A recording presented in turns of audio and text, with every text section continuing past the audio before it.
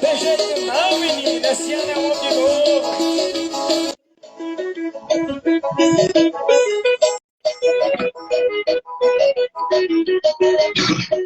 Boa noite a todos, boa noite, estamos iniciando mais um Brasileiros em Debate. E tamo junto, alô meu povo, o homem tá disparado, vai ganhar de novo. O homem disparou, disparou, disparou, o homem disparou, disparou, disparou. Ele é querido, atencioso, e trouxe a liberdade para o nosso povo. O homem disparou, disparou, disparou, o homem disparou, disparou, disparou. Tem jeito não, é ele mesmo, tá na cara todo dia. Tem gente pulando, é pro lado dele, não tem jeito, pois é ele que o povo quer. O trabalho continua, pode botar fé. É garantido, tá na cara a mudança, todo mundo tá sabendo, o homem é de confiança. E não tem jeito, pois é ele que o povo quer. O trabalho continua, pode botar fé.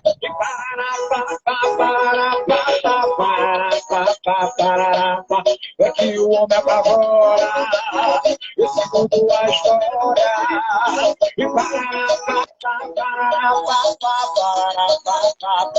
Vamos lá, e tamo junto, negada. boa noite, Osmar, boa noite a todos, iniciando mais um Brasileiros em Debate, deixando aquele abraço especial a todos os nossos amigos, participantes do Brasileiros em Debate, dizendo que nós estamos aqui, né, muito satisfeitos hoje por estarmos juntos novamente no Brasileiros em Debate aqui, com a presença do nosso amigo Osmar, com a presença de todos vocês, que tem nos abrilhantado todas as noites. Agora, gostaria que você participasse conosco no ato democraticamente, estivesse presente com todos nós aqui, participando, mandando as suas perguntas, né, mandando as suas reclamações e até mesmo apontando os seus problemas aí. Quero mandar um abraço especial, porque já começamos com muito sucesso, né, já sendo assistido aqui por Alaide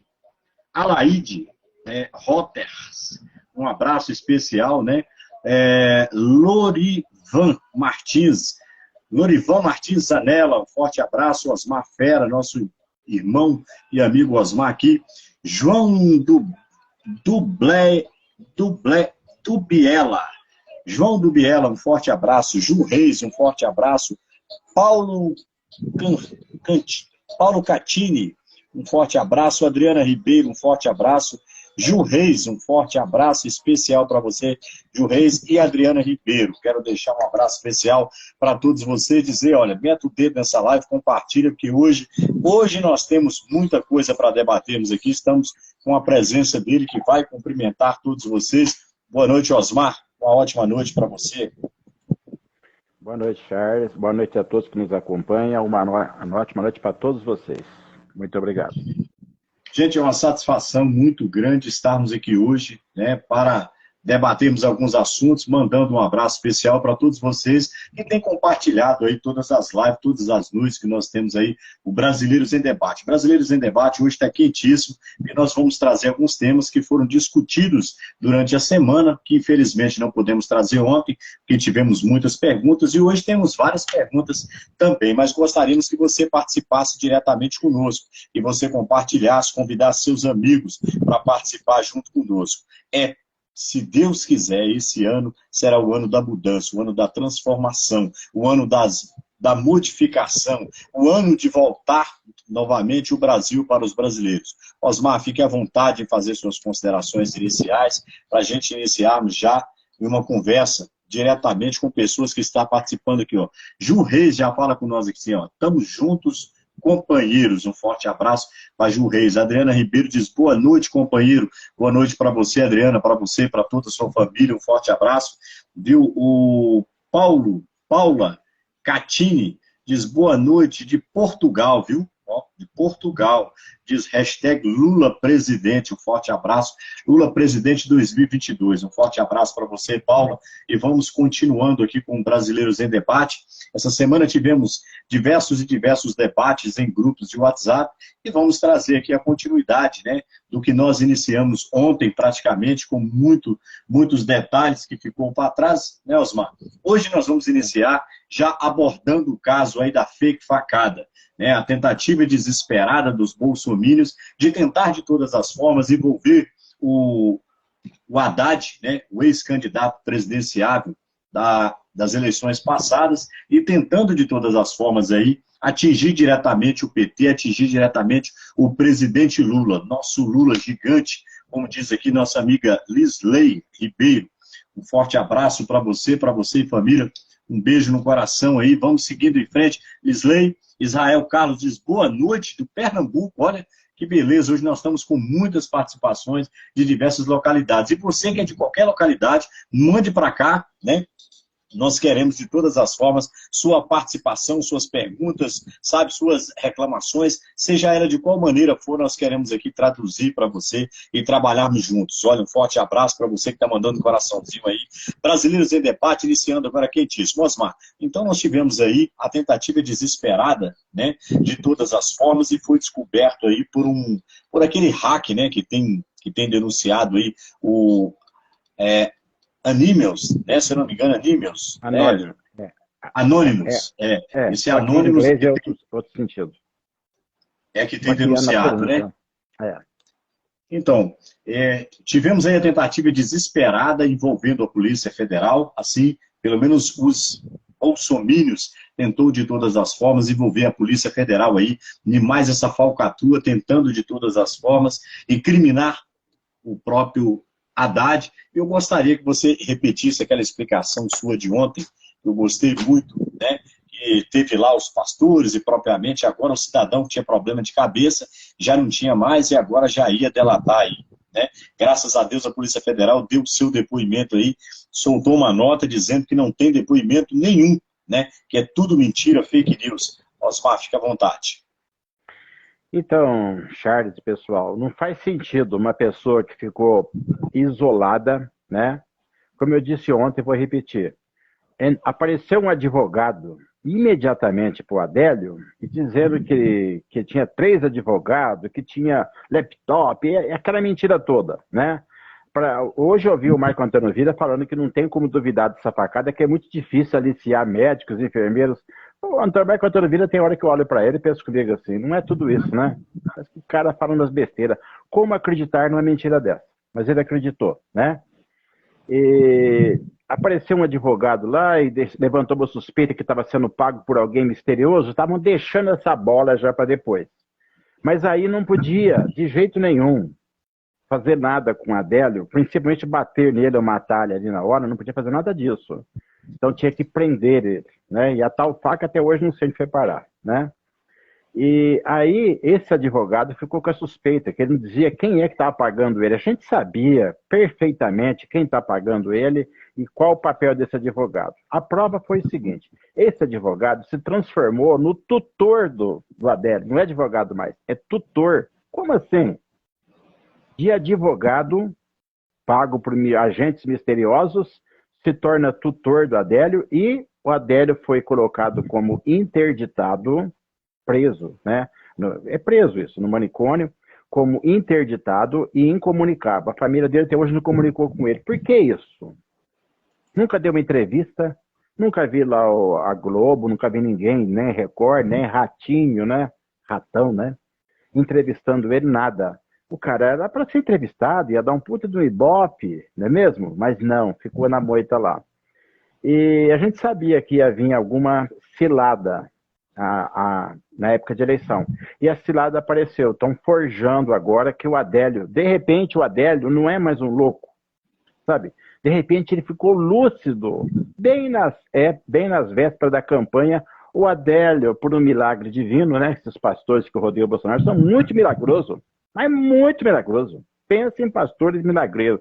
Até Jesus Cristo sentiria inveja deles. Conseguiram devolver a lucidez para o Adélio. Só pode ser influência deles. E o Adélio falou, eu estou lembrando. Você sabe quem que me contratou? Olha, estou recuperando a lucidez. Foi a turma do Haddad. Que legal. Eles acharam que nós vamos acreditar nisso. O Bolsonaro vai acreditar, certo? Só que agora a Polícia Federal se adiantou e colocou que não teve nenhum depoimento novo, que isso aí é conversa fiada. Graças a Deus, né, Polícia Federal? A gente estava muito preocupado, né, Charles? Charles falou sobre isso ontem, muito preocupado da Polícia Federal estar se enlameando nessa história. Felizmente não, mas eu ainda não confio, viu, Charles? Aqui no Brasil tem que ficar com os dois pés para trás. Osmar, o que eu acho de mais interessante de toda essa conversa que nós estamos tendo, e eu lhe parabenizo já mediante a isso, tá? Mas o que eu acho de mais interessante em toda essa conversa, principalmente quando se trata dessa parte do Adélio, o que causava bastante estranheza para a gente seria a entrada da Polícia Federal nisso. Porque, na verdade, a Polícia Federal é uma das instituições mais sérias desse país, o qual tem total credibilidade do povo brasileiro, sem dúvida, né? A Polícia Federal tem agido de maneira eficiente, tem renegado aí todo esse aparelhamento. Existem os bons policiais, nós temos falado sobre isso aqui no Brasileiros em Debate o tempo todo, e nos preocuparia muito se a Polícia Federal tivesse aí um engajamento em toda essa sujeira. Porque, claro, como o próprio presidente Lula falou lá na masmorra de Curitiba, aquele exato momento, falou, olha, que a nação brasileira não se abdique de acreditar no poder judiciário. Então, nós acreditávamos propriamente que Deus abençoe propriamente, que as pessoas não deixem de acreditar no poder judiciário, como nós deixamos de acreditar em 2018, com toda aquela farsa. Mas como se não bastasse sabe, Osmar, por falar em farsa, que está indo muito longe, o Marcelo Bretas está sendo acusado. Quem se lembra do Marcelo Bretas? Aquele juiz do Rio de Janeiro, que era o outro Sérgio Moro, porém o Sérgio Moro tinha aquelas ações em Curitiba e o Marcelo Bretas tinha outras ações bem parecidíssimas, né, no mesmo esquema, no estado do Rio de Janeiro. O Marcelo Bretas está sendo acusado, né, e o Gilmar Mendes entregou ao STJ, segundo as informações, várias provas que comprovam que o Marcelo Bretas vendia, então, ali, nas acusações, diz isso, né? Que vendiam sentenças, e que as sentenças têm provas disso, que as sentenças estavam sendo vendidas. Vale ressaltar que o Marcelo Bretas mandou muita gente para a cadeia, inocentemente também. Nós estamos falando aí do presidente Lula, que foi também, né, dar depoimento lá naquela história todinha que envolvia o ex-governador do Rio. O presidente Lula teve lá um pouco coagido pelo Marcelo Bretas, que se sentia aí naquele exato momento também o bambambam, o dono de toda a situação. Agora está em uma situação precária, sendo acusado, né, de corrupção, se eu não me engano, venda de sentença, entre outros. Está sendo acusado e entregue aí provas pelo Gilmar Mendes. Mas ainda voltando nessa farsa totalmente arquitetada, né, e que tentaram de todas as formas realçar isso para uma interferência na democracia. O povo brasileiro, escute bem, o povo brasileiro não pode permitir de maneira nenhuma que haja interferência novamente na democracia por Adélio Bispo ou qualquer outra coisa que o envolve o próprio Adélio Bispo. A nação brasileira não pode permitir que o seu sistema democrático seja novamente invadido por fake news ou por coisa dessa magnitude. Porque nós temos um sistema eleitoral único no mundo, respeitado no mundo inteiro, tá? Essa tentativa de demonizar de todas as formas aí as urnas eletrônicas são aplaudidas no mundo inteiro, tempo recorde, geralmente, né, de conseguir aí catalogar esses votos, a contagem desses votos e as decisões finais são recordistas no mundo inteiro. O sistema democrático brasileiro é exemplo para vários sistemas democráticos no mundo. Agora, me causa bastante estranheza um presidente da República tentar de todas as formas interferir de maneira criminosa no sistema eleitoral, no sistema político, né, no sistema democrático de um país sério como o Brasil. Nós ainda acreditamos que uma das coisas sérias que tem nesse país é o processo eleitoral, sem dúvida. Sem dúvida. Tá? O processo eleitoral que nós temos até hoje não tem um sinal de lesura.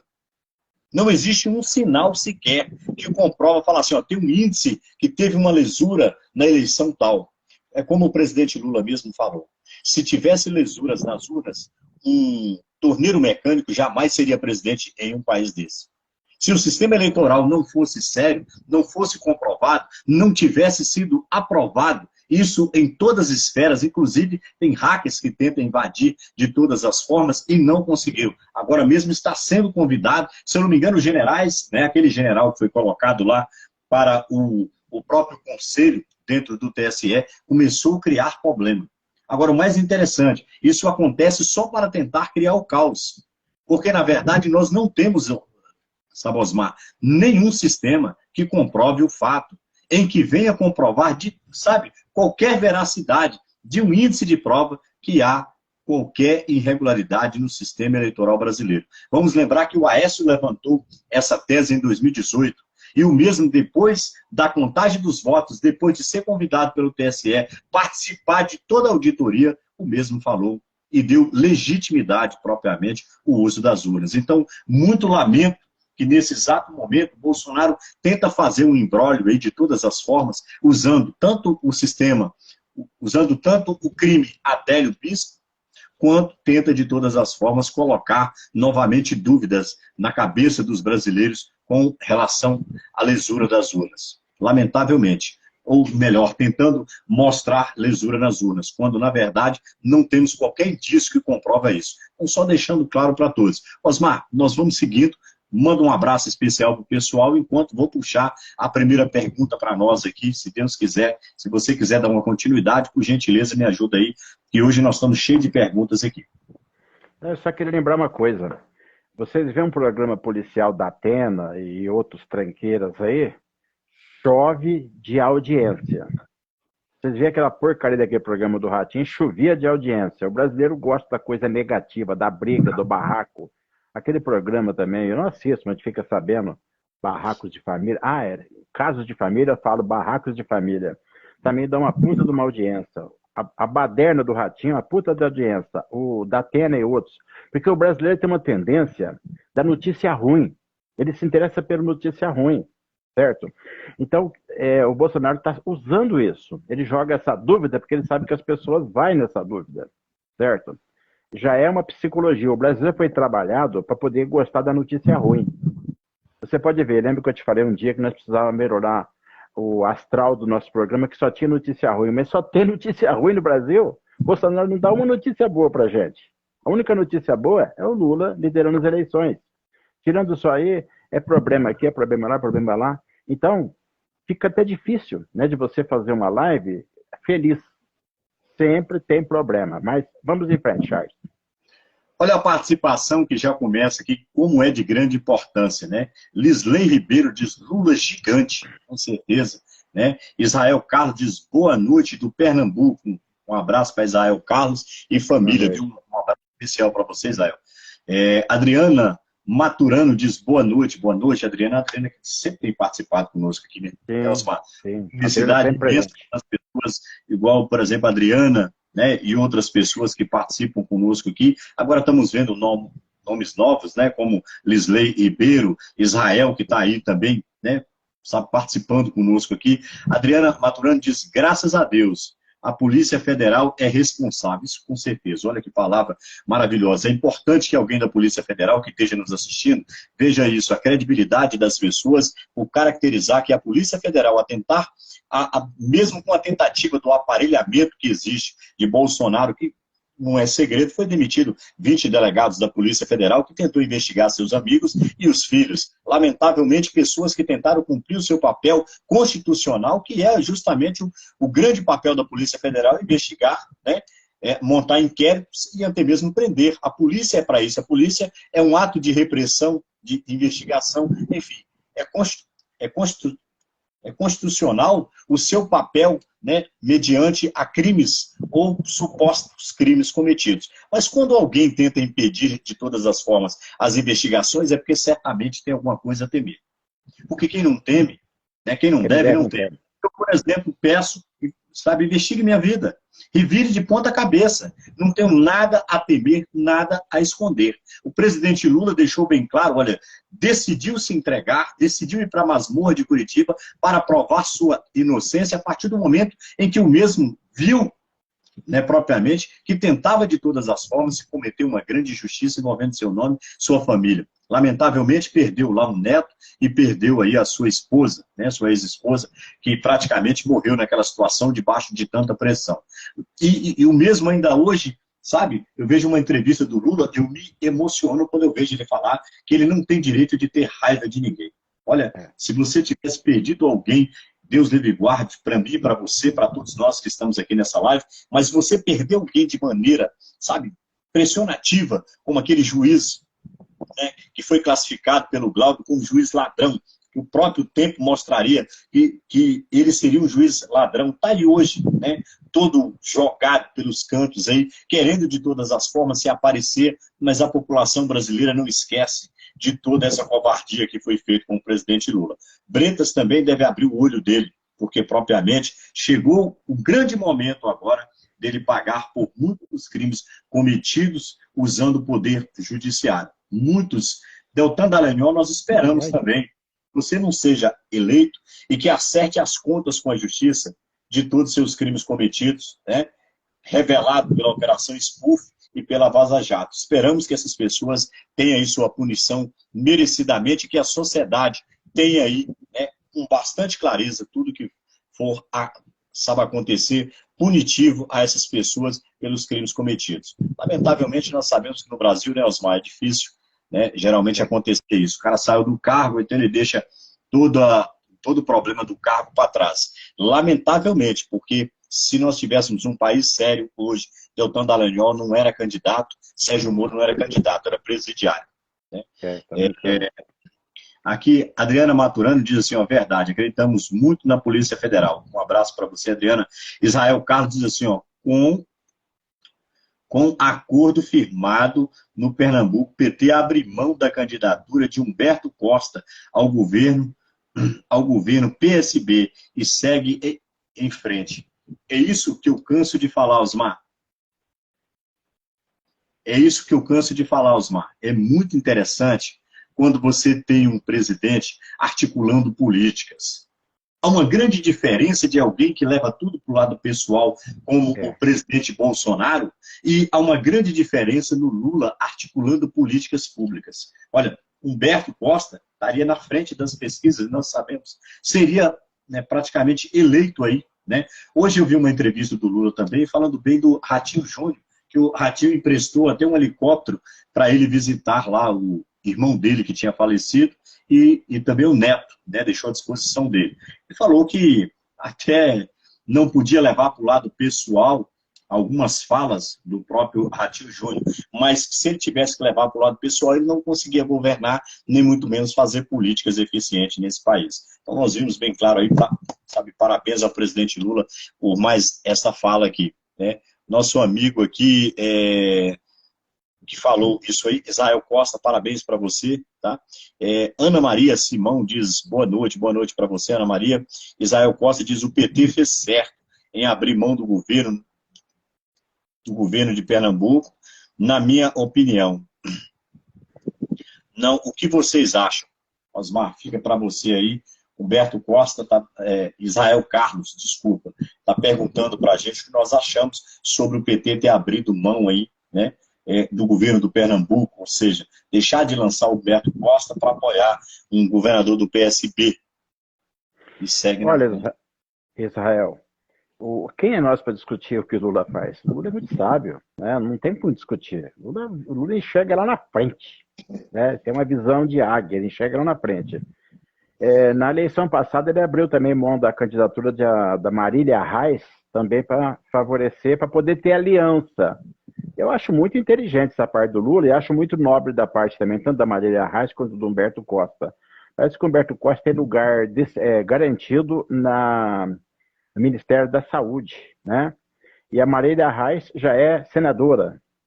Não sei se podia eleger. Não, acho que ela pode ser a senadora. Não sei, eu estou meio mal informado a esse respeito. Mas a jogada política do Lula, ela é inteligente. A gente não tem condições de falar mal do Lula de jeito nenhum. O que ele faz é brilhante, sempre. Tá? Ele anula a pessoa dele para poder visar o bem do país e para poder visar a governabilidade. Isso é muito nobre. Isso é coisa de quem nasceu para isso. Pois é, Humberto Costa hoje é nosso senador também, né? Um senador do PT, né? Que hoje tem sua cadeira garantida no Senado, pode vir para a disputa, mas tem mais 4 anos de senador, como pode também acabar assumindo aí o ministério, como você mesmo falou, com muita facilidade. Agora, o presidente Lula está de parabéns nas suas articulações, principalmente nas suas articulações internacional. O presidente Lula não tem não tem deixado, como esqueci o nome, esqueço sempre o nome dele, aquele que era ministro das Relações Exteriores, é o Celso Amorim.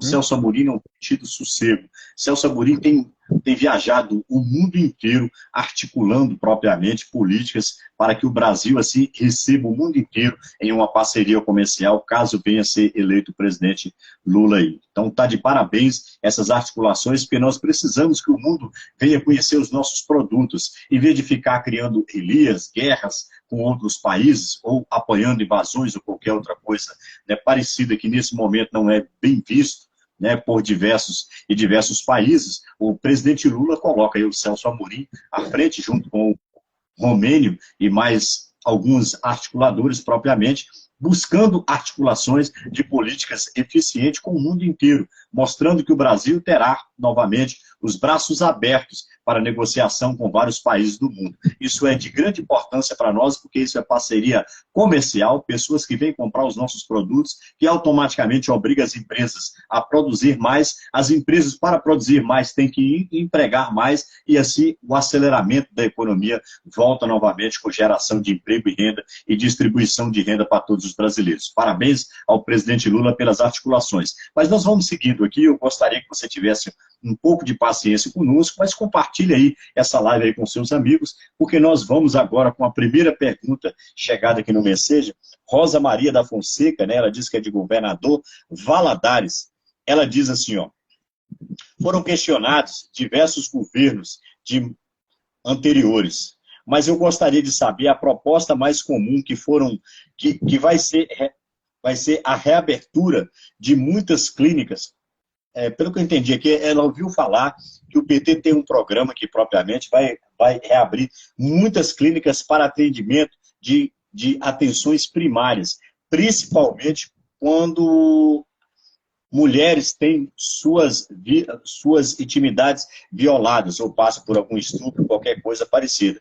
Ela pergunta se nós ouvimos falar sobre um projeto de governo que o PT tem para o futuro, da reabertura de várias clínicas, para voltar novamente a readequar os atendimentos às mulheres. Ou seja, existe uma lei de Bolsonaro, para quem não sabe, tá, que extinguiu aí, sabe, totalmente a obrigatoriedade do SUS em atender mulheres que são estupradas ou que têm seus direitos, né, violados. Ou seja, o SUS não é mais obrigado. Então, se muitas das vezes essas mulheres chegar em uma unidade de saúde, pode ser que elas não sejam atendidas, porque não tem mais a obrigatoriedade através dessa PL criado aí por Bolsonaro, né? Então, novamente, que a nossa amiga Rosa Maria da Fonseca, preocupado com essa situação, faz uma pergunta: se nós conhecemos a proposta do PT, né, para a reabertura novamente desses programas, obrigando o SUS a aberturas de clínicas da família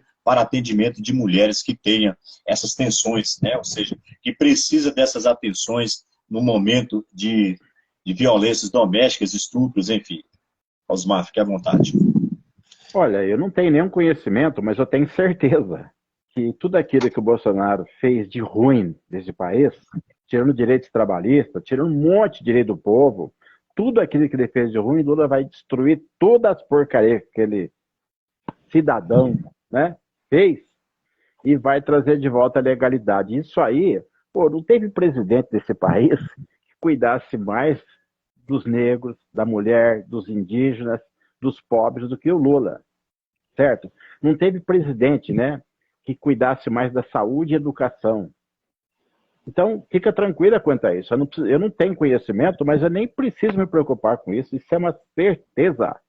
Lula faz questão de ir lá e corrigir todas as que o Bolsonaro fez. Não preciso falar a palavra, né? Todas que ele fez, o Lula vai lá e vai corrigir. E essa é uma delas. Deve ser das primeiras a ser corrigida, tá? Pode ter certeza disso.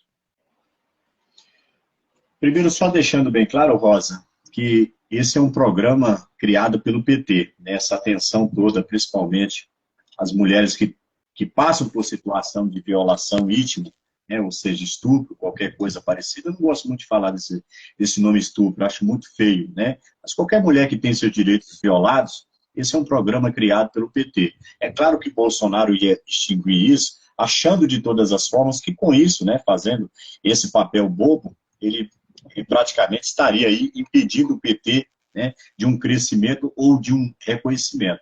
Lamentavelmente, ele deu um tiro no pé, porque as pessoas viram algo que estava funcionando, que infelizmente, né, através dessas iniciativas macabras que o mesmo tem, infelizmente vem acabar com programas, né, e com trabalhos maravilhosos como esse. Ana Alves, um forte abraço, também está nos assistindo aqui, mandou Adriano Matutino, né, a Adelaide Moura, um forte abraço, Ana Maria Simão, um forte abraço. Bom, gente, eu tenho uma absoluta certeza que no programa do PT, eu já andei lendo alguns toques, né, que existem, porque não existe nada registrado ainda, não deve ter também, porque se torna, então, né, propagandas antecipadas, então o PT também não pode agir desta maneira, mas nós vimos bem claro que existe programa sim, né, já existe programa sim, em que o PT propriamente vai disponibilizar essas clínicas de volta, esse trabalho maravilhoso de volta aí, para que a população tenha a tranquilidade, né, de ter aí seus direitos, né, ressarcidos novamente e que o SUS volte a ampliar novamente esses atendimentos obrigatórios, tá? Então, só deixando bem claro para vocês que é de grande importância para todos nós, tá? Mandando aqui meu abraço especial também para José Gomes, José Gomes Souto, ele diz que é da cidade de Cariacica. Olha, um abraço especial para você, José Gomes. Um forte abraço. Estamos aguardando a volta do nosso amigo Osmar, né? Vamos continuando aqui. Manuel Severino Dias, ele diz que é de Coronel Fabriciano. Eu quero mandar um abraço ao Coronel Fabriciano. E aquela localidade toda teve aí, há uns dias atrás, foi vítimas, né, de chuvas muito fortes. Teve muita destruição naquela cidade. Vou mandar um abraço especial aqui para todos vocês. Mas Manuel Severo Dias, ele é de Coronel Fabriciano, e ele manda uma pergunta para nós aqui de grande importância. Ele fala assim, ó, da CLT foi destruído muitos artigos. Artigos são esses que eram sagrados para todos os trabalhadores brasileiros. Eu lamento por muitos ter votado em um presidente que não tem consciência desse tipo de coisa. Lamentavelmente, nós estamos vivendo o pior retrocesso dos últimos tempos. Vocês acreditam que através de um plebiscito ou de projetos eficazes, o Lula conseguirá reverter toda essa perda que o trabalhador brasileiro teve na CLT? Bom, o nosso amigo Osmar parece que está com um probleminha na transmissão dele, mas eu farei questão de te responder. Eu tenho uma absoluta certeza, Manuel, que o presidente Lula, né, fará diversos plebiscitos e que com o próprio Congresso do seu lado, ele conseguirá, sim, reverter toda essa situação macabra que, infelizmente, esse presidente tomou para si só como grande proporção, né, maldosa em fazer com todos os trabalhadores brasileiros. Eu não tenho nem dúvida que todos os brasileiros terão de volta aí ressarcido os seus direitos trabalhistas, o qual os sindicatos, nós sabemos que graças aos sindicalistas, graças a muitos trabalhadores que foram para as ruas desde a redemocratização de 88, lutou, sabe, muitos morreram através, né, dessa ditadura maldita que se apropriou, né, do Brasil naquele exato momento. Então nós temos a certeza, né, que diversas, sabe, conquistas que foram conquistadas daquela época voltará novamente, se Deus quiser. Osmar, fique à vontade. Ele quer saber se há alguma mudança, se você acha que o presidente Lula, né, fará, né, trará de volta aí os direitos trabalhistas perdidos, principalmente na CLT. Com toda certeza, ele já falou sobre isso, é o projeto dele. O Lula, que foi sindicalista, que foi torneiro mecânico, que foi um acidentado de trabalho, o Lula que lutou tanto pelas causas trabalhistas, esse cara, entendeu? Ele vai voltar, pode ter certeza, uma das primeiras coisas que ele vai fazer. Por isso nós temos que dar um congresso especial para ele, tá? Temos que votar maciçamente na esquerda, temos que dar um congresso para o Lula, que ele leva um projeto lá e o congresso fala, vamos aprovar.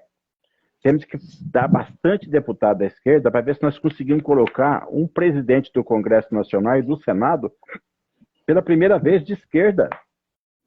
Até hoje não conseguimos isso. O Lula governou maravilhosamente bem com um congresso antagônico.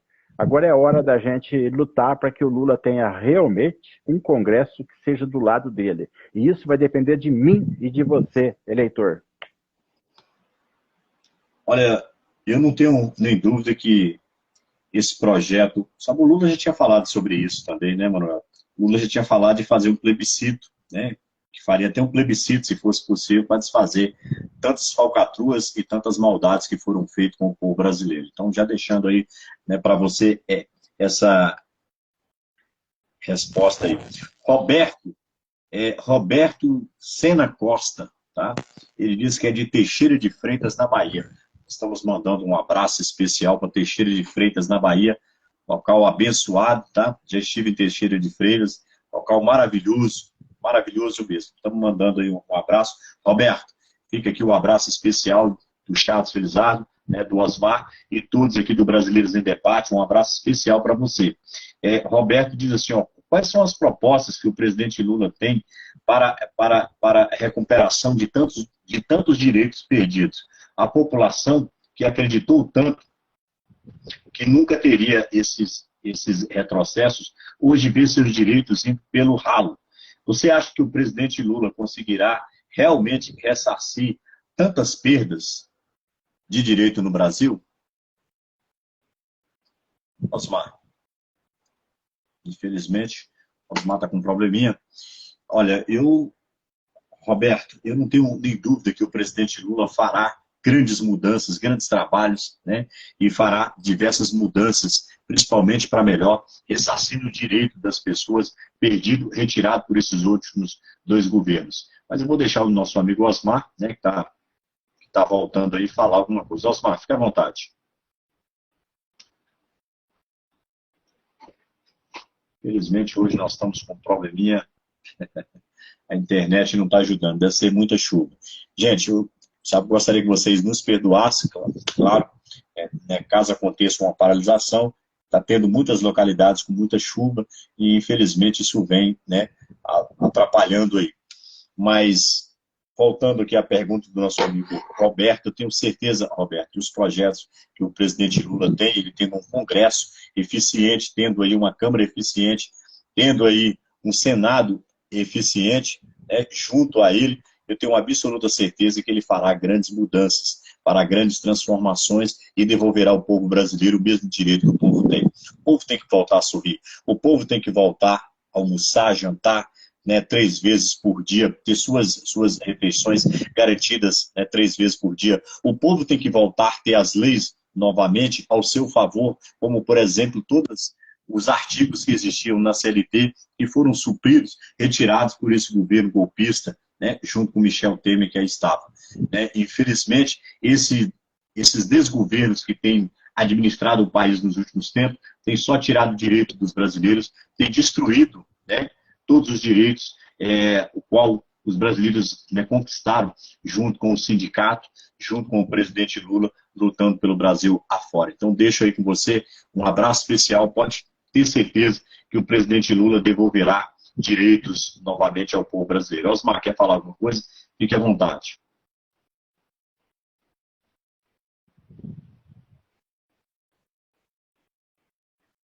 Infelizmente, o Osmar está com probleminha. Ruim minha internet aqui, Charles. Vai conseguindo até firmar aí. Tá certo, Osmar. Nosso amigo Israel Carlos diz assim, ó, a pesquisa no Nordeste, Lula segue com ampla vantagem de 61% e Bolsonaro 13%. O Auxílio Brasil não obteve vantagem para Bolsonaro. Sabe por quê, Israel? Que o Auxílio Brasil não teve vantagem para Bolsonaro, porque o Auxílio Brasil é nada mais, nada menos do que um Bolsa Família fracassado. E isso é fácil da gente te provar. Isso é fácil de eu te mostrar fatos reais, né? Primeiro que nós tínhamos aí o Bolsa Família, que atendia em torno de 15 a 17 milhões de famílias. Né? Quando Michel Temer entrou, mais de 10 mil famílias foram excluídas, né? E nós vimos que sucessivamente diversas famílias foram cortadas, né, do Bolsa Família, deixando essas famílias, infelizmente, desguarnecidas sabe, do atendimento desse programa maravilhoso, criado pelo presidente Lula, que ficou 18 anos, né, 18 anos atendendo aí diversas famílias brasileiras. Eles apelidaram esse Bolsa Família de diversos nomes, Bolsa Miséria, Bolsa Vagabundo, enfim, tudo que eles puderam fazer. E assim sucessivamente, esse presidente, quando criou lá então, né, o auxílio emergencial, o Bolsa Família, que já atendia 17 milhões de pessoas, passou então com o auxílio emergencial a atender quase 44 milhões de pessoas. Né? O que ele fez? Foi fato. É fato isso. Ele cortou, né, o auxílio emergencial, depois ele excluiu o Bolsa Família e automaticamente criou aí o Auxílio Brasil. Só que o Auxílio Brasil não atende nem 70% do que o Bolsa Família atendia. E com isso, claro, é um grande golpe nas famílias, porque mais de 20 milhões de pessoas ficaram de fora dos programas sociais do governo. Esse foi o maior golpe dado no povo brasileiro. Só para você ter ideia, quando ele excluiu o Bolsa Família, que atendia 17 milhões de pessoas, ele criou aí, então, o Auxílio Brasil. Né? O Auxílio Brasil, que é o mesmo que você mostra para mim aqui, até hoje não conseguiu atender 10 milhões de pessoas. Então, se nós tínhamos o Bolsa Família, que atendia aí em torno de 44 milhões de pessoas, né? Ele foi excluído. O auxílio emergencial, junto com o Bolsa Família, chegava a 44 milhões de pessoas. Quando ele foi excluído, ficou só o Bolsa Família atendendo em torno de 15 milhões. Porque quando ele excluiu, ele também colocou dificuldade para muitas famílias recadastrar no Bolsa Família. Perdendo, então, aí, mais de 2 milhões de famílias perderam aí praticamente o seu benefício. Não se conformando com isso, ele põe um fim definitivamente no Bolsa Família. E cria, então, para si só, um programa para se chamar de seu, chamado Auxílio Brasil. Só que o Auxílio Brasil não conseguiu agora atender nem 10 milhões de famílias. E ele não tem menor interesse que o Auxílio Brasil ultrapasse 10 milhões de famílias. Porque esse é um governo do golpe. Esse é um governo da destruição. Esse é um governo, propriamente, que não tem interesse nenhum de criar, né, programas sociais e fazer inclusão social no Brasil. Osmar, por gentileza, me ajuda aí. Olha, fiquei fora um tempo aí. O assunto é sobre o interesse do Lula de voltar. Nosso amigo Israel apresenta para nós aqui uma pesquisa em que Lula tem vantagem de 61% no Nordeste, tá?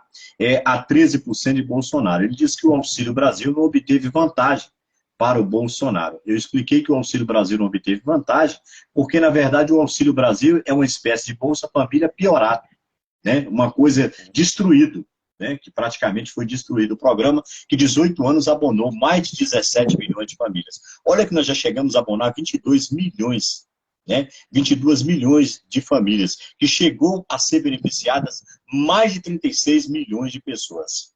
Foi tirado da miséria. Então, só por aí você já vê que o programa é eficiente demais. Só que o que ele fez? Ele pegou o Auxílio Brasil, né? Ou melhor, o auxílio emergencial, que foi implantado não por ele, mas sim pela Câmara, que viu como um ato que tinha que ser imediatamente para aquilo. Ele brigou, não querendo de todas as formas pagar o Auxílio Brasil, dizendo que não tinha dinheiro de jeito nenhum para pagar o auxílio emergencial, mas o auxílio emergencial junto com o Bolsa Família chegou a atender mais de 44 milhões de pessoas. Com esses 44 milhões de pessoas atendidas, né, junto esses dois programas, ele corta imediatamente o auxílio emergencial, ficando só o Bolsa Família, que também perdeu 2 milhões de famílias pelo sistema, de cadastro, que nós vimos lá que o sistema de cadastro, muitas famílias não conseguiu suprir, né, os pedidos que tinham propriamente dentro desses cadastros. E assim sucessivamente, ficou 15 milhões. Quando ele excluiu o Bolsa Família, ele cria aí um programa para chamar de seu, chamado Auxílio Brasil, que não conseguiu atender 70% do Bolsa Família. Simples assim, foi um golpe muito bem dado em todas as famílias e que deixou de atender mais de 30 milhões de pessoas, infelizmente, elevando aí a classe pobre a um sistema de miséria. Nesse momento que, infelizmente, o país não gera emprego e não gera renda eficiente para cobrir as necessidades que tem para o momento. Osmar. Então, ele deixou uma brecha aí, que 31 de dezembro de 2022 encerra-se isso. Adeus Bolsa Família. Mas eu acho que ele deu um tiro no pé, porque o Lula pode agora, né? Que o Lula vai fazer isso, vai dizer, não, comigo não vai ter fim esse auxílio. Comigo vai voltar o Bolsa Família e vai ser um patamar maior. O que ele fez foi uma jogada mesmo. Tipo assim, se eu ganhar a eleição, que ele achava que ele fosse ganhar. Já morreu esse programa. No outro governo, não tem mais compromisso. Mas é interessante, ele não queria pagar os R$ 600 de auxílio emergencial e pagou para 44 milhões de pessoas depois. Por que ele não queria pagar? Diz que não tinha dinheiro. E como é que ele arrumou esse dinheiro sem mexer na reserva internacional? Isso significava que esse dinheiro ia ter um outro destino, que com certeza não era um destino para poder fazer rodovias, hospitais, nada disso. Complicado, né? Pois é, Osmar, mas para conseguir esse dinheiro, ele cometeu uma grande atrocidade com o povo brasileiro. Quem não se lembra da PEC do calote, né? Ele disse que não tinha dinheiro, tinha que tirar de alguma localidade, e lá ele cria a PEC do calote. Para quem não sabe o que eu estou falando, eu vou tentar explicar muito simples, né? Existiam pessoas que tinham muito dinheiro para receber, outros pouco dinheiro para receber, de muito desses processos que são feitos contra o próprio INSS, contra o próprio governo, enfim, servidores públicos, entre outros. Muito desse processo se arrasta por 10, 20 anos. Chegou o exato momento de pagar essas pessoas. O que Bolsonaro fez? Simples. Pegou, criou, então, uma PEC para dar calote nessas pessoas e empurrar essas dívidas para mais para frente, para que o governo, assim, possa parcelar em diversas e diversas parcelas e para saber pagar lá na frente. Então, por esse motivo, ele conseguiu 150, se eu não me engano, 150 bilhões, sendo que ele queria distribuir de todas as formas 60 bilhões para que deputados fizessem campanhas políticas através das emendas impositivas, em que muitos iam indicar para diversas cidades, né, instituições, entre outras, e 90 bilhões, segundo as próprias informações que foram denunciadas, seriam destinados, então, para uma campanha eleitoral agora em 2022. Muitos dos deputados votaram, sim, só acreditando no seu próprio bolso, nos seus próprios interesses, sem se importar com as pessoas que já morreram esperando isso, pessoas que já faleceram, infelizmente, aguardando com que esses precatórios fossem pagos, e muitas pessoas que esperaram 20, 10, 15 anos, uma eternidade para receber esse dinheiro. Infelizmente, esse é o governo de mais um calote que foi aplicado aí no povo brasileiro, que infelizmente muitos, se você tem dinheiro para receber de acerto do INSS, pode ser parcelado esses precatórios com longas datas, e infelizmente você não vai receber mais um montante, né? Acima de 60 salários, muitos não receberão, sabe, infelizmente, um montante. Será parcelado em muitos anos pela frente, que infelizmente trará grandes danos, porque tem pessoas que estão doentes, precisavam de dinheiro para tratar, tem pessoas que têm um sonho de dar para um filho ali uma casa, um terreno, ou qualquer coisa que seja, tem pessoas que já morreram, sabe, aguardando esse dinheiro, e a família hoje vive como? Fazendo inventário para ver se consegue receber esse dinheiro. Lamentavelmente, isso aconteceu no Brasil. Infelizmente, aquelas pessoas que digitaram 17, aquelas pessoas que não tiveram consciência, 57 milhões de brasileiros sem consciência do que aconteceria com alguém que propriamente se destacava e dizia: não tenho conhecimento de gestão pública, eu não tenho conhecimento de gestão pública. E as pessoas mesmo assim acreditaram por simples fato de fazer arminha. Arminhas fez com que esse cidadão chegasse a essa posição. Osmar, fica à vontade. Essa arminha virou-se contra a cabeça do povo brasileiro, né? Hoje, quantas pessoas que foram ingratas com o Lula, que bateram panela, que acharam que era hora de mudança, que o PT queria ficar ditador sempre no poder, mas era pelo voto. Não estava se impondo nada. E então era hora de mudança. Essas coisas moderninhas, né?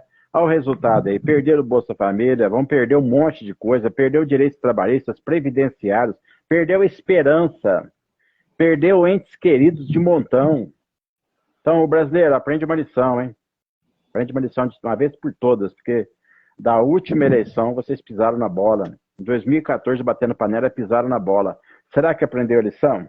Parece que sim. No Nordeste, 61% já sabe que não deve votar nesse cara, né? Vai votar no Lula. 13% ainda permanece naquele grau de burrice, né? Burrice mesmo, não acho ruim não. E um tanto de por cento estão na dúvida, mas a dúvida vai ser dissipada, vai ser ditada pelo lado da esquerda, se Deus quiser. Olha, e tem uma pergunta aqui, na verdade, pergunta não, uma fala do Richard Sansafraz, muito relevante as perguntas, tá? Ele deixa para a gente aí. Ó, Eliane Severino Félix, ela diz que é de Bocaiúva, mas mora em São Paulo. Ela faz uma pergunta para mim e para você, que eu não sei se nós saberemos responder. Ela fala, qual será o projeto que o presidente Lula tem para os camelôs? A interferência, muitas das vezes, da prefeitura tem não deixado os camelôs e os pobres que mais necessitam trabalharem. Tá? Tem quebrado barracas, destruído mercadorias e insensatos e insensíveis tem sido cruel com todos nós. Certamente ela é camelô. Eliane, eu quero deixar aqui um abraço especial à sua participação. Nós vamos ouvir nosso amigo Osmar e logo em seguida eu falarei alguma coisa para você relacionado a isso. Essa é uma pergunta realmente difícil. Vamos explicar por quê. Comerciantes que pagam imposto, que já estão estabelecidos, que pagam todos os tributos necessários para ter seu estabelecimento, não se sente bem quando percebe que o camelô que não paga imposto, que não recolhe aquele direito na prefeitura da cidade, venha vender na frente do comércio dele, ou naquela praça. Ele não vai se sentir bem com isso, ele vai reclamar com o prefeito. Isso aí acho que é mais coisa com a prefeitura do que propriamente com o governo federal. Então, é uma questão super delicada. Você tocou numa questão muito delicada, uma questão que eu acho que todo governante tem medo de resolver essa situação. Vamos lembrar que o Lula foi lá e fez uma sede, financiou o BNDES, fez uma sede e trabalhou para os catadores de sucata. Ele olha para o lado mais pobre. Então, ele deve ter algum projeto também, mas eu não tenho nenhum conhecimento disso e acho extremamente difícil e delicada essa questão. Porque os comerciantes têm razão na queixa deles, quando eles acham ruim que camelôs invada a área deles, porque o camelô não recolhe imposto. Mas eles precisam, né? Precisa os marreteiros, né? Precisa vender, precisa batalhar, precisa... Então a gente fica numa situação difícil, a gente compreende o lado dessas pessoas, compreende que eles precisam dessa sobrevivência, que talvez seja o único ganha-pão deles, mas também compreendemos o lado do comerciante. É uma situação muito delicada e difícil essa, Eliane. Sinceramente, eu não sei o que vai ser feito nessa questão aí. Não sei, sinceramente. Eliane, como pré-candidato a legislador, ao ouvir a sua pergunta, me traz uma grande reflexão. Primeiro que nós temos que pensar no caso, discutir junto com uma comissão especial e realmente ter a criação de uma lei que venha ser gratificante e que venha abonar propriamente as pessoas que verdadeiramente queiram trabalhar. Eu acho que isso tem que ser uma lei federal, sim, ao meu ponto de vista, porque muitas das vezes o Estado e o município, Osmar, eles traduzem da maneira que quer também essa condução. Exemplo disso, o que custa, por exemplo, uma prefeitura chegar numa localidade que tem um camelô trabalhando e propriamente o levá-lo até a prefeitura e lá tirar um alvará, né, de funcionamento, o qual ele pode pagar o imposto dele também, estar naquela localidade determinada ou ser conduzido para uma outra localidade que seja, né, legalizada para que os mesmos trabalhem. Eu acho que nós temos que criar, sim, uma lei federal, né, que venha ser abonante, né, que venha trazer aí um respaldo para que os municípios se responsabilizem, sim, de criar essas localidades de trabalho para os camelôs. Todo mundo precisa de trabalhar. E numa crise dessa hoje, por exemplo, se as prefeituras trabalhassem mais legalizando do que propriamente punindo as pessoas que querem trabalhar, era de grande importância com que elas continuassem trabalhando. Exemplo, se tem uma loja ali que vende controle remoto, por exemplo, e ela paga aluguel, tem sua localidade propriamente ali, né, com todos os custos que existem, nós sabemos que não é pouco no Brasil, que aqui o microempreendedor, o empreendedor paga muito caro. retira aquela pessoa daquela localidade, mas leva para uma outra localidade determinada para a prefeitura, para que a mesma assim consiga, de todas as formas, também desenvolver o seu trabalho e propriamente vender a sua mercadoria, legalizando, dando uma oportunidade, abrindo um microempreendedor. Por que não podemos criar uma lei federal que obrigue as prefeituras propriamente a ter um departamento de abertura do microempreendedor para essas pessoas? Sabe? Que tem ali um alvará especial para que essas pessoas assim tenham uma facilidade de ter, porque muitos deles também não conhecem como funciona. Já vi diversas abordagens da própria polícia, diversas abordagens da Guarda Civil, que muitos desses camelôs também não conhecem como funciona. Eles não sabem como se legalizar.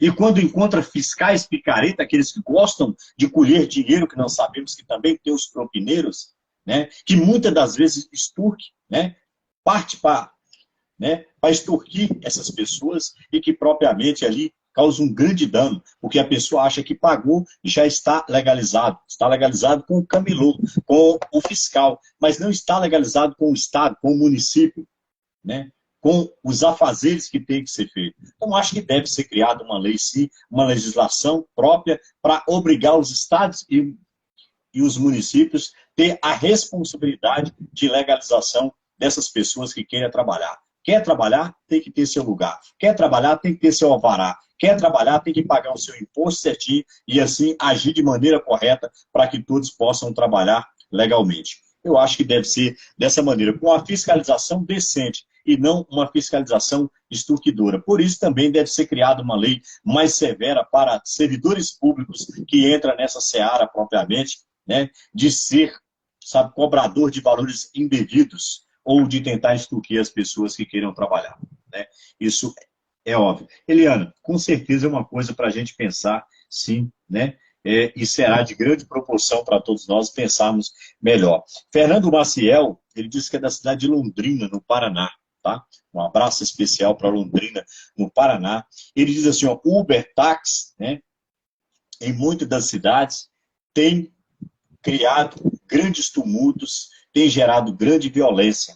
Se nós achamos, sempre perguntas, porque nós estamos à frente falando do presidente Lula, se nós achamos que o presidente Lula, junto com sua equipe governamental, tem algum projeto para sanar essa situação entre taxistas, Uber e todo mundo trabalhar sem essa violência toda, porque o mais prejudicado é o povo. Isso Fernando Maciel fala, que é de Londrina, Paraná, certamente ele deve passar por alguma coisa parecida. Fernando, nós vamos ouvir nosso amigo Osmar e logo em seguida estarei trazendo para você alguma coisa parecida.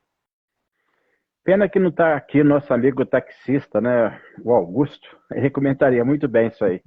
Ô, Fernando, eu acho esse negócio de Uber uma sacanagem, né, cara? Esses caras não recolhem imposto no país. Esses caras ganham livrinho, limpinho. Esses caras não pagam direito trabalhista. Não tem, se você bater o carro e morrer, eles não tem nada a ver com isso. Eu acho uma tremenda de uma pirataria. Pirataria, esse negócio de Uber. Foi uma ideia boa, mas é muito simples. Inclusive, eu conversei com um taxista da minha cidade aqui, com vários. Não gostaram da minha ideia, não. Só que, acho que é Sorocaba, Araraquara, já fez o que eu falei para eles. Criar um Uber municipal. Ou seja, o município cria um Uber e todo mundo ali, todo mundo que tem carro ali, taxista, tudo, passa a usar aquele Uber da cidade, que não vai extorquir as pessoas. Os taxistas não gostam muito da concorrência, porque qualquer um pode entrar de repente, né? Infelizmente tem esse problema.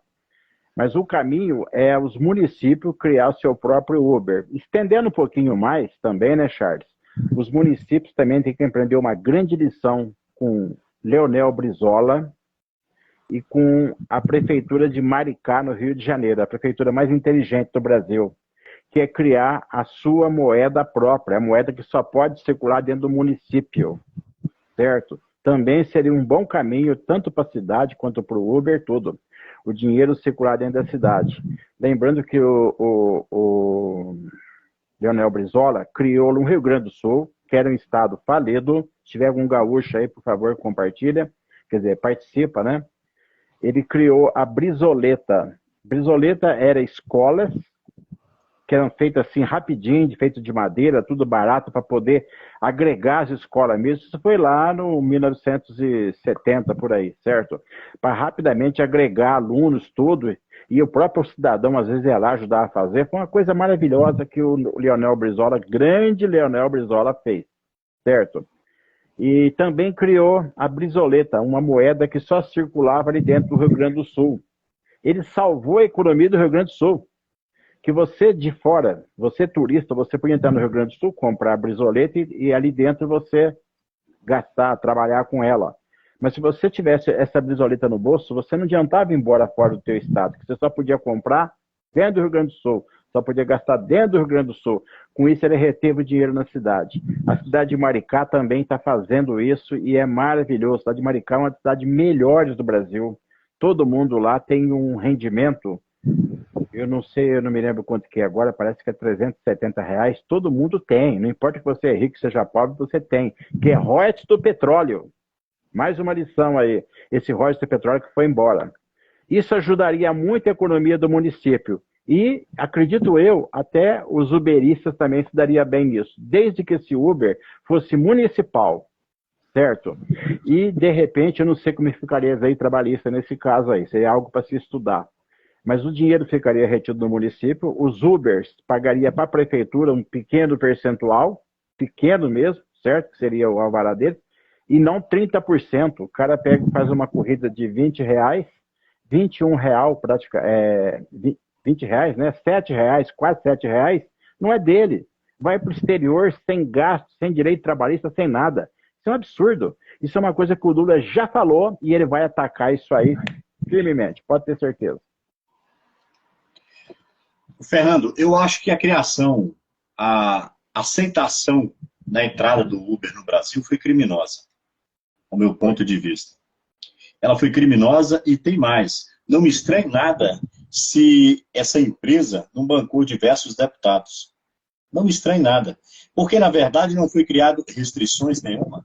Como que o país permite com que uma empresa entre dentro do seu país, levando, sabe, todo o dinheiro, toda a renda, né, em cima de uma corrida, de 2 corridas, 3 corridas e tudo mais. Quer dizer, é quem tem milhões de carros sem comprar um. É quem ganha milhões de reais por dia sem pagar um centavo de impostos. Não existe condição para isso. Osmar falou bem claro aí, essa cidade, né, que fez o próprio Uber municipal. Eu acho que deve ter o Uber municipal e deve criar uma legislatura a nível nacional que venha respaldar os municípios de uma maneira estudada, de uma maneira, sabe, criada uma comissão propriamente, junto com o Detran, junto com diversas autoridades de trânsito, para ver os pós e os contras, e propriamente ali achar uma solução um pouco mais eficaz do que só liberar um bando de carro, sabe, sem nenhum compromisso com as leis, sem nenhum compromisso, né, com as leis fiscais do país, sem nenhum compromisso sequer com qualquer, né, qualquer contribuição dentro de um país, entra-se lá dentro, acolhe mais de 7%, né, Osmar? 7%? 30%.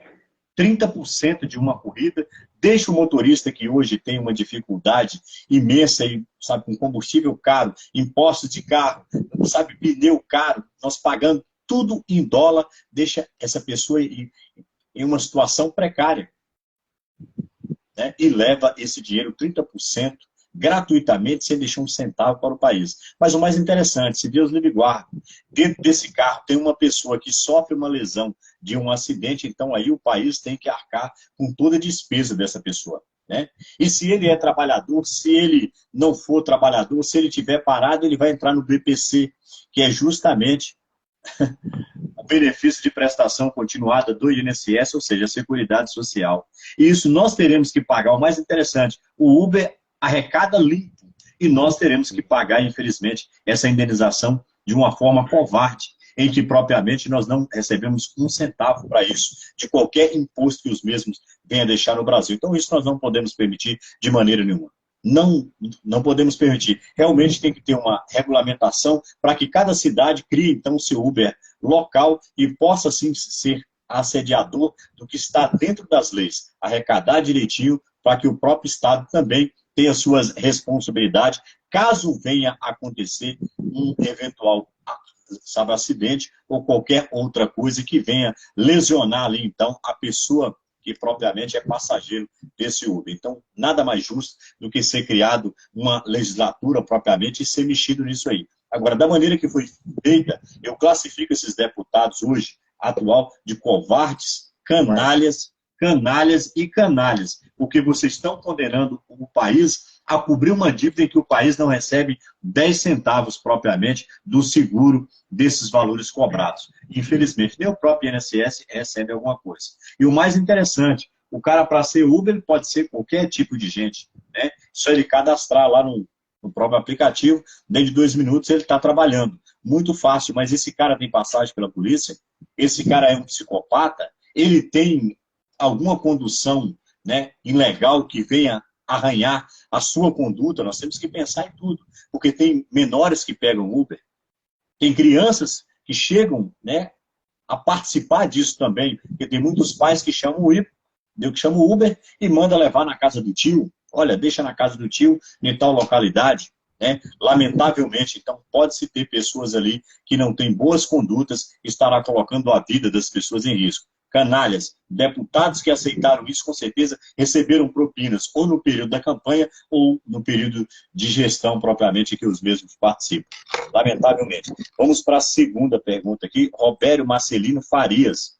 Ele diz que é da cidade de Marília, interior de São Paulo. Ele faz uma fala bem longa aqui. Ele pergunta como seria a relação do presidente Lula com os governadores futuros. Será que seria uma das melhores? Porque vamos preservar os diálogos institucionais em busca de investimentos para cidades e municípios. Então, ele pergunta para a gente se a gente acha que o presidente Lula terá bons diálogos, né, com os governadores futuros, porque nós temos que preservar, aí, segundo ele, né, o diálogo institucional, coisas que não acontecem hoje no governo atual. Não tem diálogo, sabe, institucional. Na verdade, esses diálogos nem existem, né, nesse governo hoje atual. E, infelizmente, os danos são muito grandes para a população, segundo ele. Né? Nosso amigo Robério Marcelino Farias, de Marília, interior de São Paulo. Manda um abraço especial para nós e faz essa pergunta, se nós acreditamos que o Lula terá bons diálogos aí institucional com os governadores e prefeitos. Tivemos perguntas bem difíceis hoje, mas essa é fácil, hein, Roberto? O Lula, é só você ver quem que ele está levando para vice dele. Um cara que era do PSDB, que é um partido praticamente inimigo do PT, que era concorrente dele nas eleições de 2006, e está levando ele como vice dele, provavelmente, né? Ainda não está confirmado. Só por isso aí você vê como o Lula é maleável, como o Lula é fácil negociar com ele. Como disse o padre Júlio Lancelotti, a primeira vez que os pobres entraram no Palácio do Planalto foi com o Lula. Então, o Lula é uma pessoa totalmente acessível. Tá?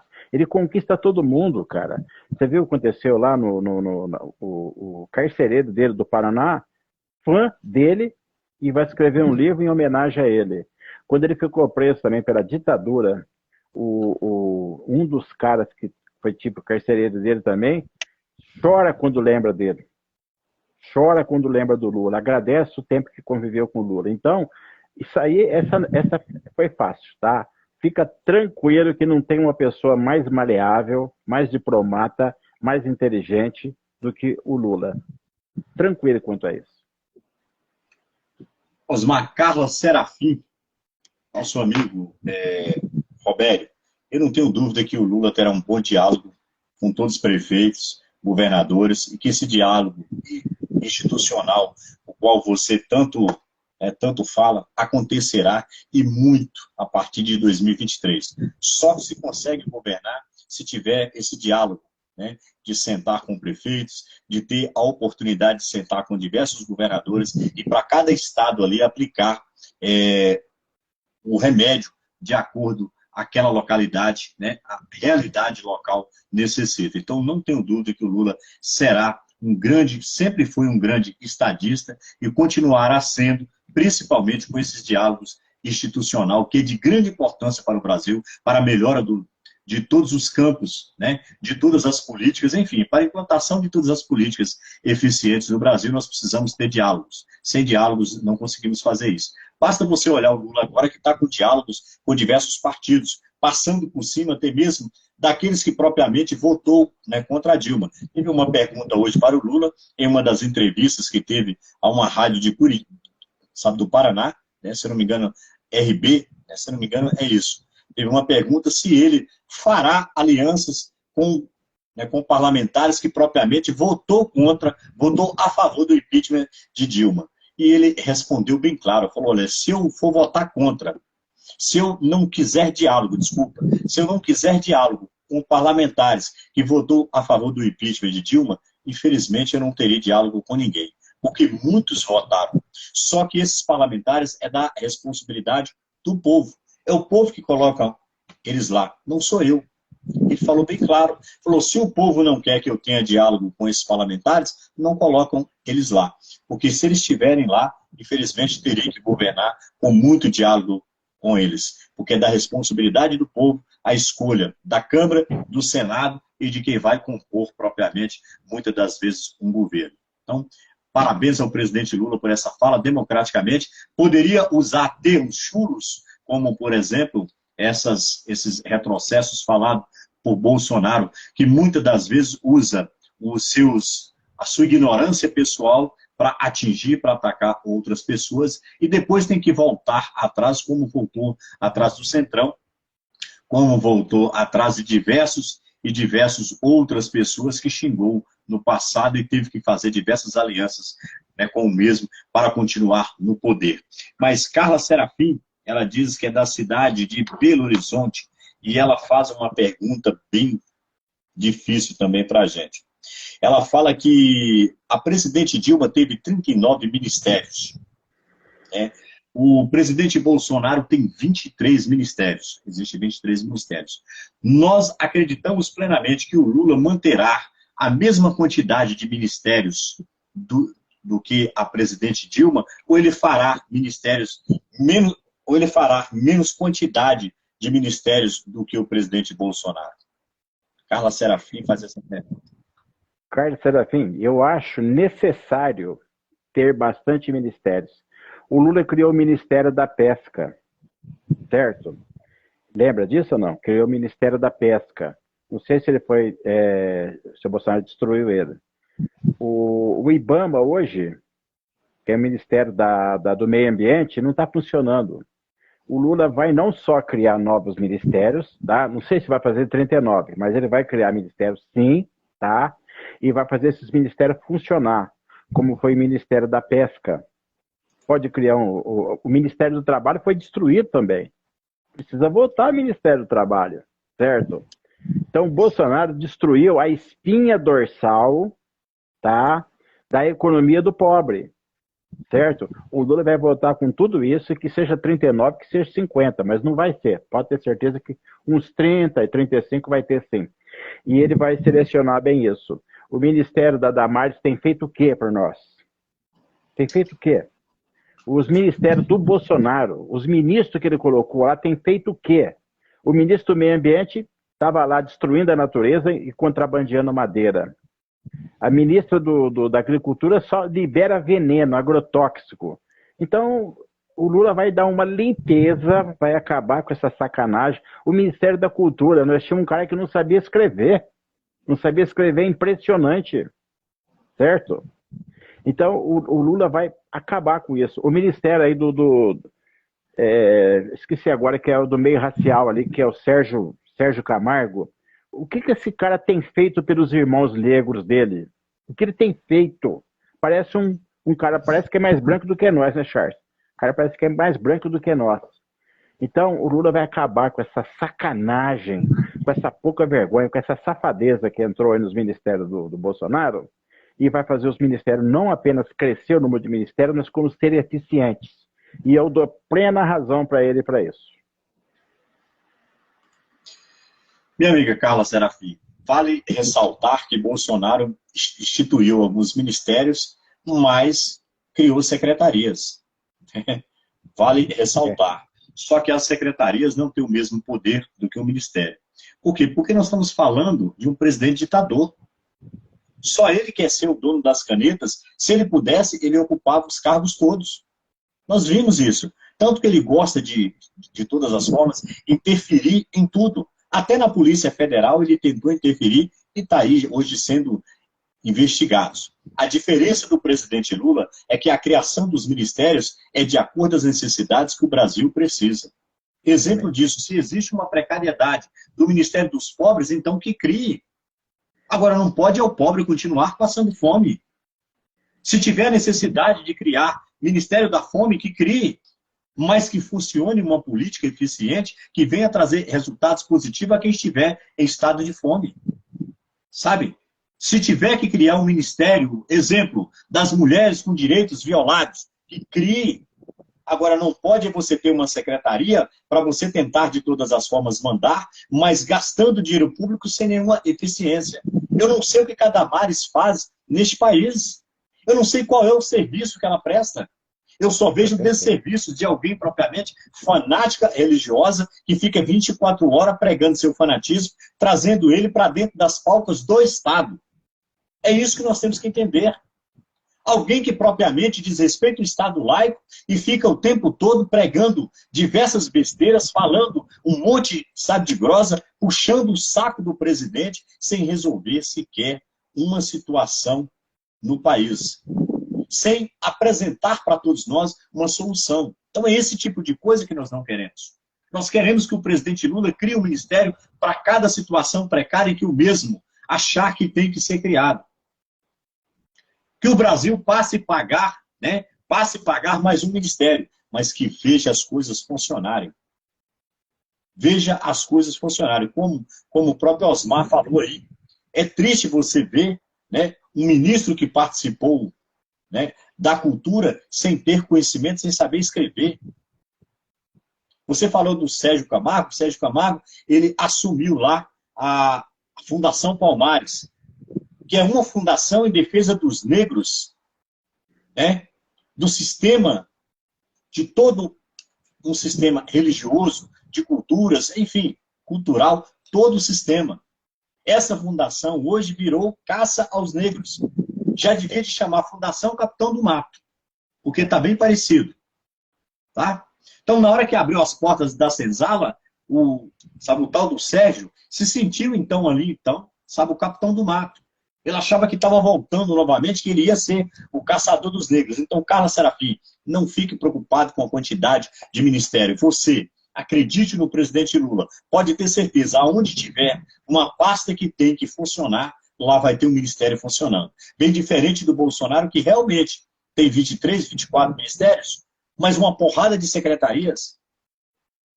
Sabe? Um monte de secretarias sem nenhuma eficiência, sem nenhuma comodidade, sem trazer nenhum resultado positivo ao povo brasileiro. Tanto que está aí, ninguém tem poder na frente de Bolsonaro, somente sua caneta BIC, né, que tem, só ele dita tudo. Até a Polícia Federal teve que se submeter à ridicularização de um presidente que interferiu na instituição, querendo de todas as formas também interferir no Ministério Público Federal, entre outras instituições. Então é isso que nós não queremos. Realmente tem que dar liberdade às instituições para trabalhar. O ministério que tiver escolhido, quem estiver com a pasta, tem a obrigação de fazer o Brasil caminhar. Tem a obrigação de trazer políticas eficientes, de fazer as coisas andarem, de propriamente fazer com que as coisas funcionem nesse país, que é justamente o que nós não estamos vendo hoje. Tá? Entre esses ministérios, falcatruas criadas por Bolsonaro, muitas secretarias foram criadas e cargos absurdos. Que nós vimos aí a criação de cargos quando adentrou o Centrão. Todo mundo queria um batalhão de cargos para ser distribuído. Né? Ali, a bancada da bala quis um batalhão de cargos para ser distribuído. Né? A bancada dos ruralistas, que eu não acredito que seja ruralista nunca, porque nunca vi defender pequenos ruralistas, somente os grandes empresários, os grandes neolatifundiários, enfim. É esse tipo de coisa que nós não devemos, de jeito nenhum, apoiar.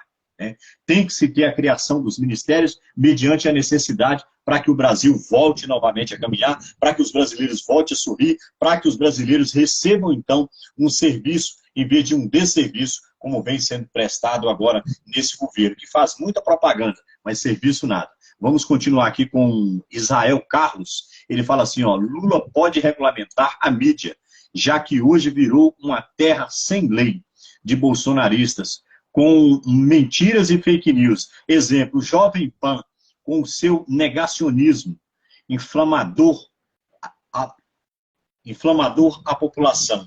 Israel, quando nós falamos em regulamentar a mídia, quando o presidente Lula falou, ele falou dando exemplos, por exemplo, dos Estados Unidos. Lá a mídia é regulamentada. Exemplo disso, a mídia não pode inventar uma mentira sua, destruir sua vida, como o presidente Lula, que teve 20 horas de jornal nacional com a vida toda destruída. Sua família que foi destruída, devastada, de uma tal maneira em que a sua esposa não aguentou e teve um AVC, veio a falecer. A mídia faz esse tipo de coisa. Realmente tem que ter uma regulamentação para a mídia. Só que essa regulamentação, ela vai ser discutida com quem? Com o próprio Congresso. O projeto pode sair de natureza do presidente da República? Pode, mas ela vai ser discutida através de comissões que elaborará pessoas de qualificação plena para que a mídia seja assim regulamentada de maneira que não venha prejudicar pessoas. Realmente, a mídia no Brasil não pode ser livre para poder fazer tudo. E olha que eu sou jornalista. Tá? Eu poderia falar que a mídia está certa, tem que continuar mesmo, de todas as formas, fazendo da maneira que quer. Não, a mídia não pode fazer isso. Exemplo disso, só quem já teve uma difamação propriamente no blog, ou quem já teve uma difamação em uma primeira página de uma revista famosa, é que sabe muito bem os danos que isso causa. Tá? E muitas das vezes o cidadão não tem direito nem à defesa, porque as pessoas já leem e saem traduzindo como se fosse uma verdadeira verdade. Exemplo disso, as histórias que envolveu o próprio Lulinha, filho do Lula, que era dono de uma Ferrari de ouro, que era dono de uma fazenda com 20 mil cabeças de boi, sabe? Que era dono de, sabe, diversas casas fantasiosas. Isso foi pregado como uma verdadeira verdade e não foi desmistificado, e a mídia nunca deu oportunidade esse menino para ir lá, pelo menos falar, olha, eu não era dono dessa Ferrari, nunca fui, eu não era dono dessa calculadora, nunca fui dono dessa fazenda. Nunca teve a oportunidade para isso. Até pelo contrário, aguentou as pancadas todas, até a Polícia Federal foi junto, de tanto que a mídia bateu no mesmo assunto. A presidente Dilma teve sua vida, sabe, devastada praticamente, né, pela mídia, como uma cometedora de pedaladas fiscais, roubos, sabe, o PT roubou 154 bilhões e transferiu para uma conta na Suíça, uma conta, e lá ia diversos servidores públicos, representantes do Ministério Público, buscar qual que era a verdadeira verdade. Gastava 100 mil de diária, segundo o Tribunal de Contas, né, da União, que está condenando os mesmos a fazer a devolução, só para você ter ideia. Então, esse tipo de coisa nós não podemos permitir. Olha, em um processo do Lula, quem não lembra, naquela entrevista em que o Lula mostra direitinho, balança umas folhas como essa e fala assim, ó, mostra um documento de propriedade em que o triplex é meu, sabe? Mostra uma escritura, mostra uma assinatura. Ah, mas lá tinha uma capa de jornal, o Globo, que mostrava que Lula realmente era dono daquela localidade. É isso que nós não podemos permitir. A mídia tem que ser regulamentada mesmo e tem que entrar nos parâmetros verdades. Ter compromisso, não com fake news, como teve compromisso com fake news, todos eles, em 2018. Agora porque estão com medo porque a lei começou a fechar ciclo. Sabe? Sabe, fechar o ciclo. Porque se a lei tivesse deixado branda, se o TSE não tivesse interferido, se o STF não tivesse interferido, que também foi covarde, sofreu pela mídia falsa. Quantas vezes foi atacado o Alexandre de Moraes? Alexandre de Moraes foi acusado de ser até, sabe, integrante de uma facção criminosa. Gilmar Mendes foi acusado de ter conta na Suíça, conta não sei aonde, sabe, de ser investigado pela Polícia Federal e diversas outras coisas. Eu acho que aquele senador Cajuru deve pagar pelas falas que falou do Gilmar Mendes, acreditando naquele bando de fake news do qual ele fazia parte. Somente quando ele passou a cair no fake news também, ser vítima dos fake news, é que ele passou a valorizar e ver como é ser vítima de fake news. Eu acho que o STF ainda está bonzinho. Já devia ter prendido o Magno Malta, que essa semana também fez uma publicação no Twitter lá de uma foto do Adélio do lado do Lula. Quando foram ver a foto de verdade, era um cidadão integrante do PT, que propriamente era fotógrafo e tinha que estar ali naquela localidade. Então essas pessoas deviam de ser presas. A mídia que elas usam deviam de se responsabilizar pelos danos causados à vida das pessoas. E deve ter lei, sim. O Brasil não pode ser terra de ninguém. Gente, chegamos mais um final de um Brasileiros em Debate, agradecendo a todos, né, pela participação. Aqui tem uma moça também, que ela chama Lúcia, Vera Lúcia Costa. Ela fala assim, ó, como será o processo de escolha para os integrantes do gabinete do presidente Lula? Você pode ter certeza que o presidente Lula fará uma seleção de pessoas que trabalham. Pessoas que propriamente têm compromisso com o povo, têm compromisso com a pobreza, têm compromisso em resolver o problema da população em seu coletivo. Bem diferente de Bolsonaro, que até hoje nós não sabemos quem é que pertence ao seu gabinete. Tá? Nós só sabemos que tem pessoas comendo salário, sem nenhuma eficiência, sem nenhuma eficácia, sem nenhum resultado positivo à população brasileira. Osmar, você quer falar alguma coisa sobre isso? Fica à vontade. Eu queria lembrar que na Inglaterra, eu não sou bom de inglês, mas acho que é Daily Mirror, jornal muito famoso que tinha lá, era o jornal mais poderoso, era o Globo lá da Inglaterra. Ele fez uma calúnia que destruiu a vida de uma pessoa. Essa pessoa entrou com processo, né? O juiz deu uma multa tão pesada, uma indenização tão alta, que recuperou a vida da vítima e fechou o jornal. Daily Mirror, acho que é o nome dele, é isso. Fechou o jornal. A multa foi tão grande que o jornal fechou. Um juiz fez isso, um juiz de primeira instância, mas não era o Moro, não. Era um juiz, tá? Então, não era o juiz Raquel. Não era. Então, isso tem que acontecer no Brasil. A Globo, como o Jardim falou aí, o Lulinha é dono até do Sol, até do planeta Marte. E, no entanto, quem tem um filho com 19 anos que nunca trabalhou na vida, que mora numa mansão de 3 milhões e 300, não é o Lula. E ninguém fala nada, né, Charles?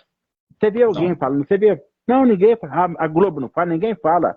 O menino tem 19 anos, nunca trabalhou na vida e mora numa mansão de 3 milhões e 300. E ninguém fala nada.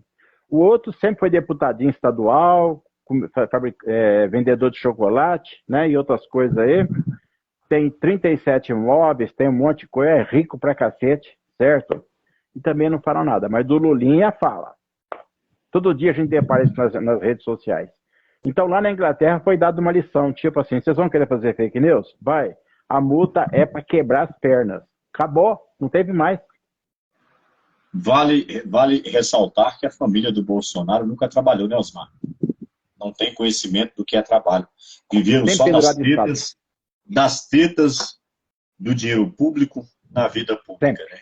Infelizmente. Sempre. Sim, tá? Sempre. Gente, nós chegamos mais um final de um Brasileiros em Debate. Eu quero agradecer a audiência de hoje, foi magnífica. Viu, Osmar? Foi uma audiência maravilhosa. As perguntas estão ficando cada vez mais difíceis, né? Nós vamos ter que estudar um pouquinho mais, né? Porque as perguntas estão ficando cada vez mais concentradas, relevantes, como diz o nosso amigo aqui, Richard, né? Um abraço especial para ele. Israel Carlos, um forte abraço para você, fique com Deus.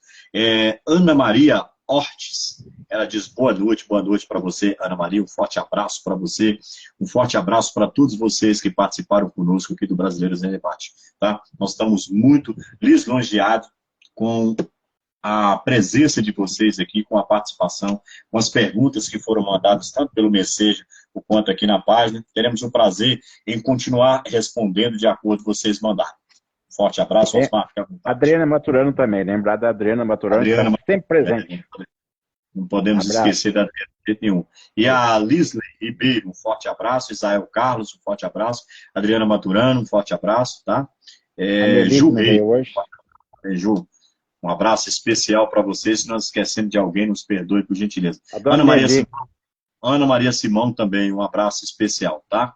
Todos vocês que participaram, compartilhem essa live e vamos em frente. Osmar, aqueles vídeos que te mandei, mande para frente. Tá muito bom, muito selecionado os melhores momentos, tá? Um abraço especial, pessoal. Fique com Deus e Deus que abençoe. Osmar, fique à vontade. Boa noite, pessoal. Boa noite, pessoal. Fica com Deus. Boa semana para todos.